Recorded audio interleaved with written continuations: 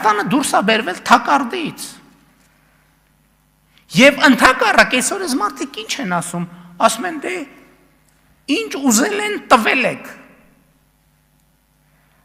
Ընդհակառակը վերջին տարիների իրադարձությունների միակ պատճառը այն է, որ ընդհակառակը ինչ ուզել են ոչ մի բան չենք տվել։ Ոչ մի բան չենք տվել։ Այսօր մարդիկ եկել են բան են անում, Ղարաբաղ են լացում, ոչ մեկ մեր չափ ոչինչ չի արել Ղարաբաղի համար, ոչ մեկ, սկսած ֆինանսականից, ինչ երևում է բյուջետային թվերով, սկսած